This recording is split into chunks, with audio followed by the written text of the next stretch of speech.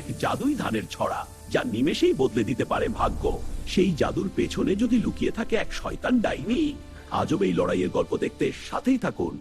শালবনের এক কোণে ছোট্ট এক পাখির বাসায় থাকত টোনা আর টুনি। চারিদিকে ভোরের স্নিগ্ধ আলো, কিন্তু তাদের ঘরে আজ এক মুঠো খাবারও নেই। শালবন টোনা, আর কতকাল আমরা এবার না খেয়ে থাকবো? কাঁদিস না টুনি, আজ আমি বনের নিষিদ্ধ এলাকায় যাব। দেখি ভগবানের কৃপায় কিছু জোগাড় করতে পারি কিনা। বাবা, আমি আর পারছি না, খুব কষ্ট হচ্ছে আমার।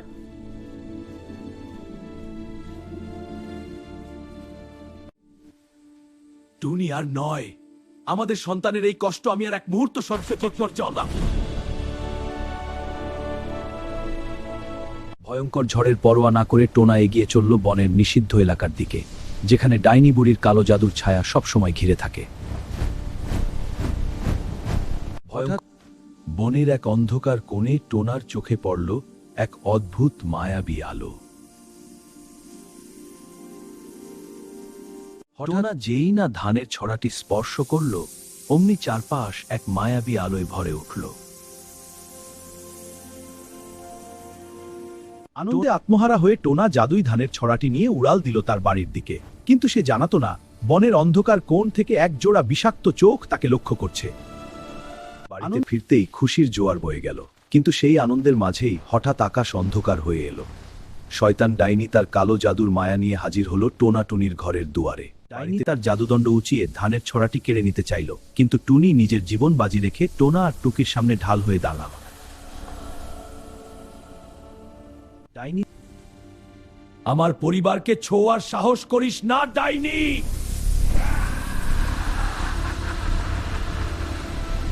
আমাদের মারো ডাইনি, কিন্তু ওকে ছেড়ে দাও।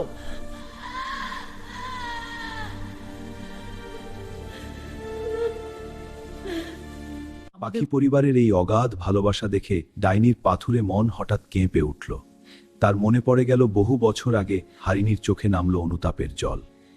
ডাইনি তার ভুল বুঝতে পারল। সে তার জাদুদণ্ড দিয়ে টোনাকে মুক্ত করল এবং আশীর্বাদ দিয়ে মিলিয়ে গেল বনের অন্ধকারে। ভালোবাসা জয়ী হলো কালো জাদুর ওপর। ভালোবাসার জয়ে টোনা টুনির সংসার তো সুখে ভরে উঠল, কিন্তু কুয়াশাচ্ছন্ন পাহাড়ে ঢাকা এক হারানো রাজ্যে জেগে উঠেছে প্রাচীন বিপদ। আগ্নেয় ড্রাগনের নিঃশ্বাসে ছাই হয়ে যাচ্ছে সব। কে বাঁচাবে এই রাজ্যকে? টোনা টুনি কি পারবে এই নতুন বিপদের মুখোমুখি হতে? দেখতে ভুলবেন না আমাদের পরবর্তী রোমাঞ্চকর গল্প, the lost kingdom magic dragons.